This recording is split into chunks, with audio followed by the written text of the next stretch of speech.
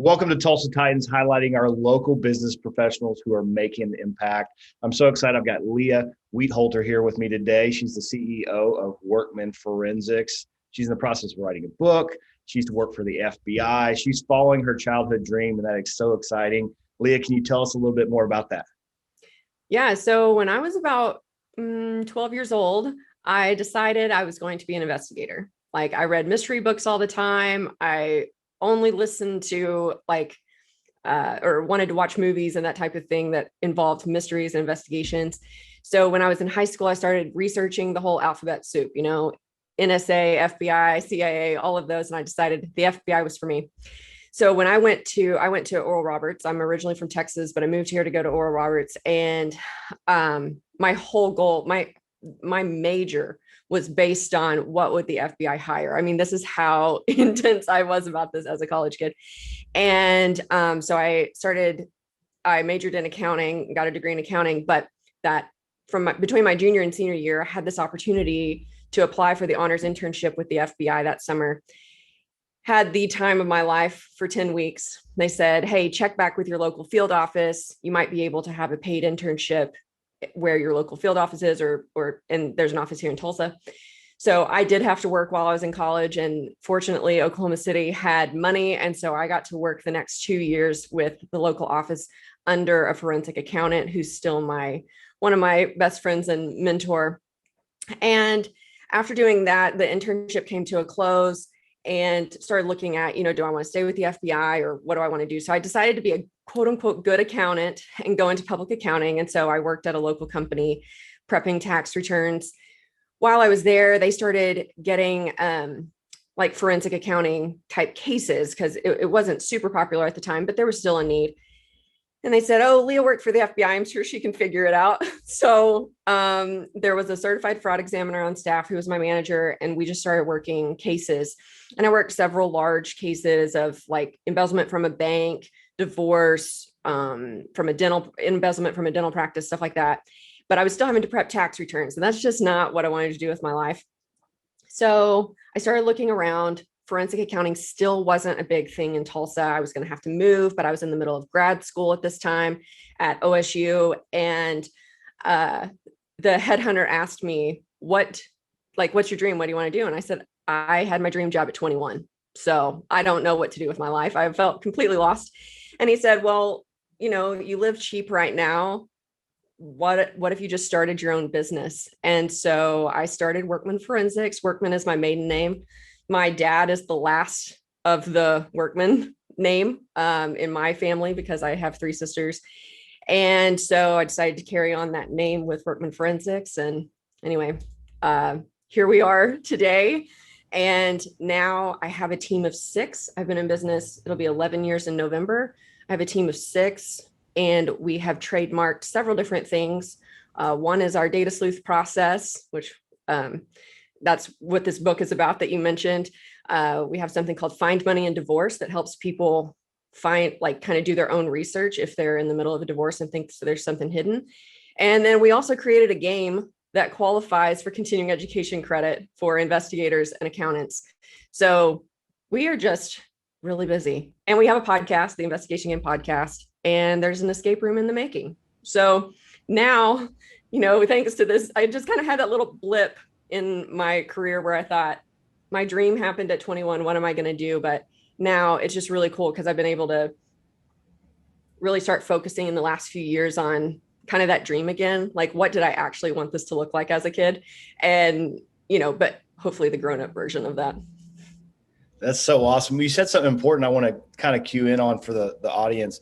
You didn't live beyond your means, right? And I know typical accountant, right? But really, you had a dream and you did it, and then kind of putting a business model around it. You had the opportunity to do that because you didn't self-indulge in cars and houses and all these things, right?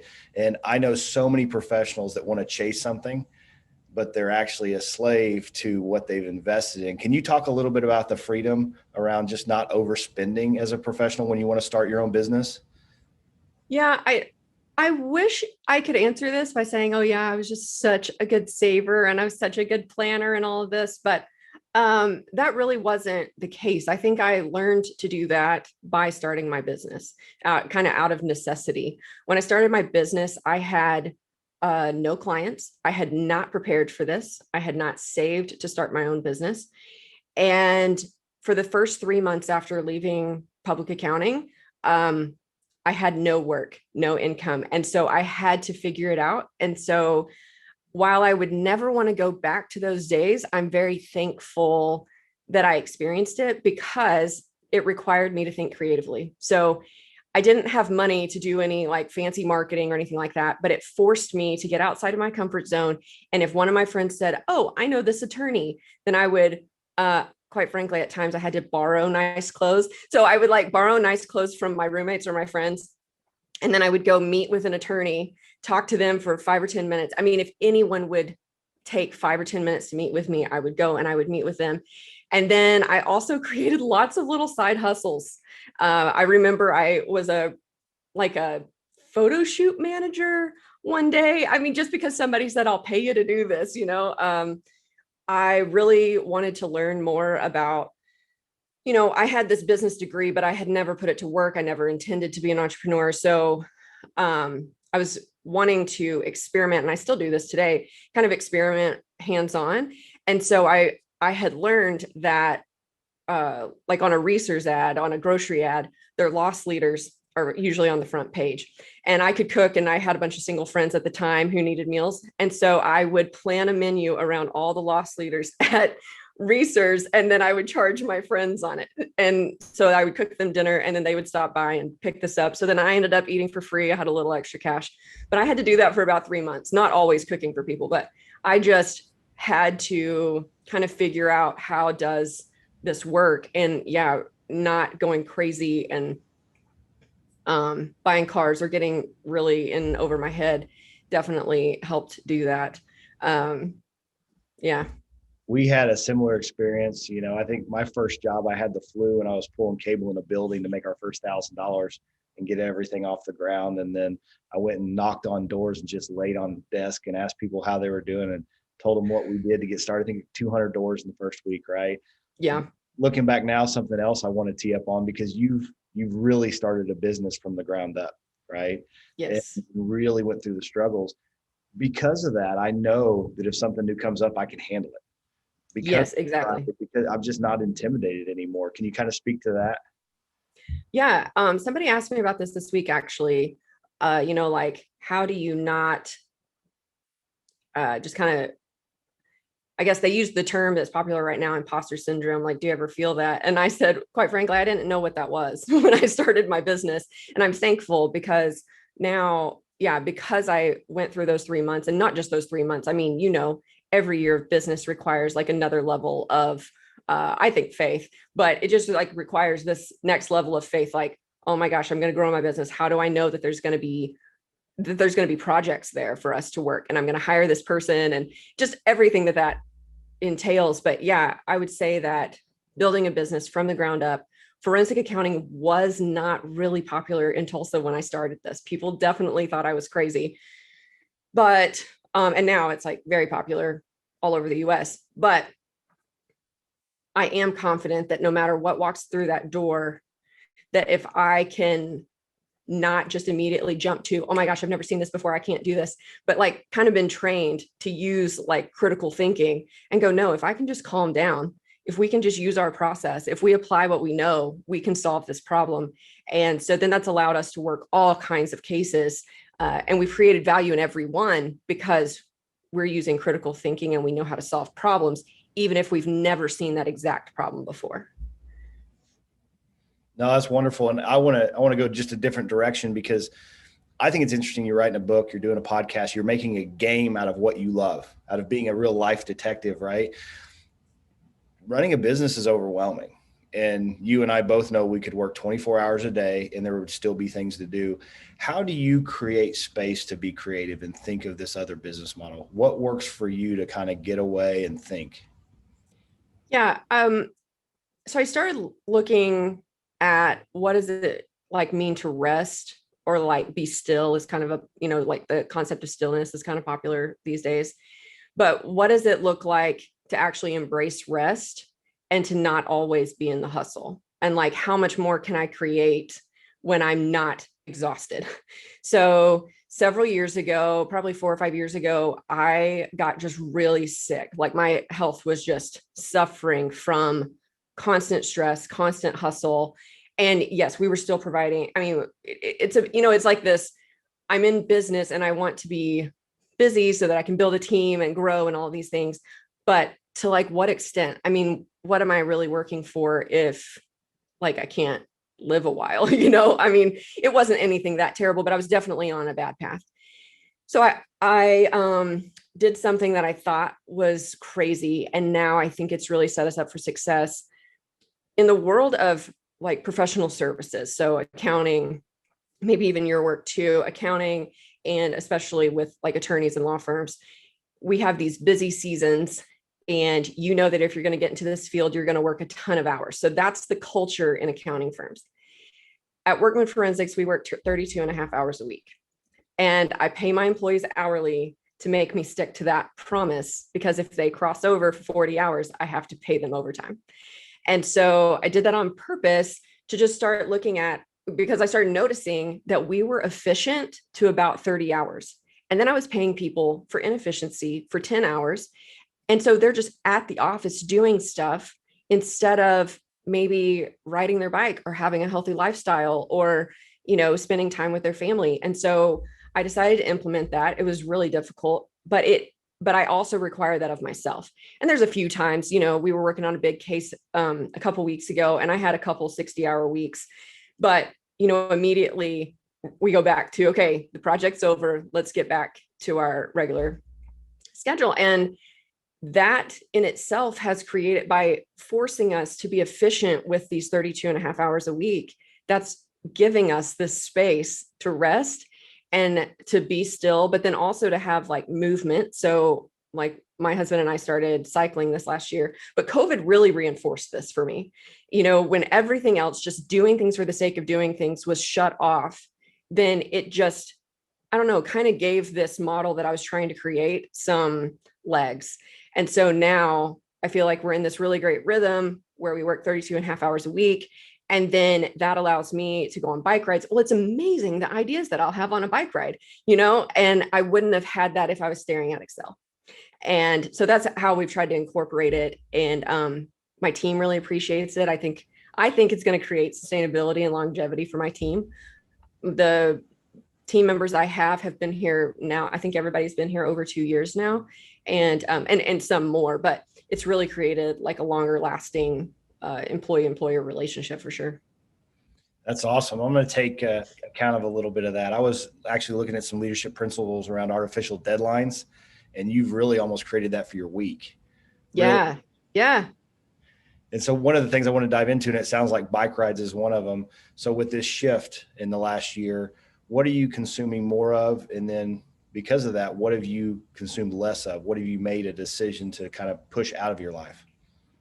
Yeah. So as I mentioned, just stillness, rest, and I don't mean for that to sound like we're being lazy by any means. It's just creating that space to reset, and doing that through bike rides or through taking my dogs on a walk or whatever, just making sure that I have that time. Or, I really think during COVID, like the quarantine, I started like sitting on my back porch more. And it wasn't so I could sit out there and read. Like I would just sit out there. And I just think that was just like I just really needed that. And so I've noticed that I keep doing that's been part of that. I've also and then movement, and then also like intentional investing this year. And in order to do that, and that could be investing in myself. I have been in this space for 15 years, and I finally decided to sit for the CPA exam. So I'm currently doing that. But so I'm doing that, investing. I have team members that are also getting additional credentials. We're investing in technology to improve our systems so that we can make the current systems we use available to people while we kind of work on the next phase of systems. And then also investing, like I mentioned, creating an escape room just looking for those areas to do intentional investing while still managing a less than 40-hour work week. And so in order to do that, that requires me, especially as a business owner, to say, okay, I'm going to trust the processes that I've put in place in relation to administrative tasks, so that my part of that, my piece of that, is only the part that only I can handle. Obviously, being a fraud examiner and forensic accountant, I make sure I pay all the bills, but how can I reduce the amount of time that takes where I'm just the one sending the funds every week, or, whatever my schedule is. And then really looking at, I don't want to just hustle for the sake of hustling. And I want to do something intentionally. And I don't want to obsess over, am I going to have an immediate return?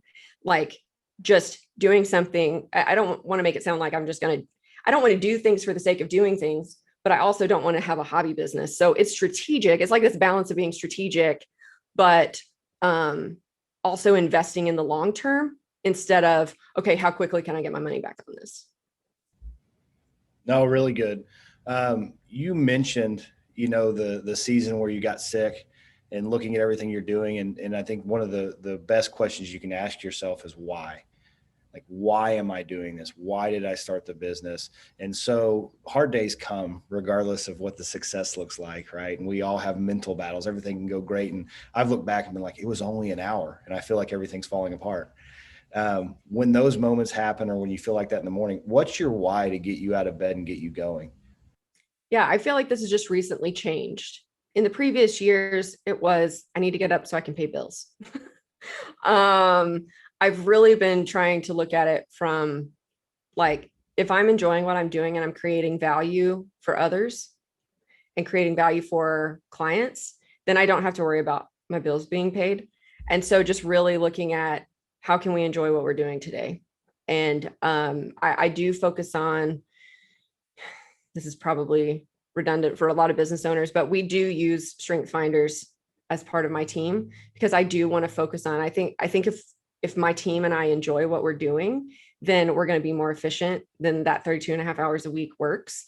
And so really just like, I guess within the last year, I've been able to trust my team, trust the processes, and then be able to focus on, what do I love? And that's creating space. Like, one of my team members said the other day, oh, this would be really nice if this happened, because you could spend more time working on your game. So it's like kind of paying, like I feel like I'm getting paid back now, like I've been making sure that my team does what they like to do and all of that, but also making sure that for the things that I'm just not taking all the things everyone hates and I also hate it. And then you and I had a good conversation before we started recording. We were talking about some of the things that we find, or the things that we walk into businesses, or our areas of expertise, and they're the same all the time. So while I've got you here, what are just simple 2 pieces of advice that you would have for people? Trust, wills, but small business. What would that pieces of advice be? You need to just look at your bank account and credit card statements. Just look at them. Just see if there's something that you don't recognize, and then start asking questions. That will save a lot of headache. I don't think, in my world of fraud investigation, and especially embezzlement, I don't think that we can prevent 100% of it. I just don't. The goal is to detect it quickly. So if you're looking at your bank statements, credit card statements, payroll reports, and then asking questions when your gut says, this doesn't feel quite right, or something's not quite right with my cash in my bank account, just ask questions about that and follow up on that. We actually posted a blog post this week about, like, what do I do if I think my bookkeeper's stealing money? And we actually do a lot of trainings on our YouTube channel about, here's how you find money missing in your revenue or expenses or payroll. So it can get more detailed, but at the end of the day, just look at your bank statements, your credit card statements, and your payroll reports. Awesome. Well, and then I know all of our listeners like to read, as do I. And so, other than the book that you're about to write, that I want a piece of, because I know you're going to give some great direction and some actionable steps in there. And I know we can all use that, because there's just so much going on. And so I'd love to read about your area of expertise. What 2 books would you recommend, and why? Okay. So first one, and I actually have it here, is Profit First by Mike Michalowicz. Have you read this one? This is so good. I remember the first time I got paid on a case. My very first case was a $1.5 million, $1.5 million embezzlement from a nonprofit. And I got my first check after having 3 months of no money. And I remember I called my attorney. I said, what do I do? Like, how do I know what to pay with this? And I so wish I'd had this Profit First book, but this really has changed the game for me. So I highly recommend that one. Really just a good way of, I think as a business owner, I had a hard time, like, how do I even pay myself? And so I have to say, I probably didn't see this book until year 5 or 6 of my business. And then after that, I was like, oh, I feel so much better about paying myself. So I highly recommend that. Also, another one is The Ultimate Sales Machine by Chet Holmes. Great book.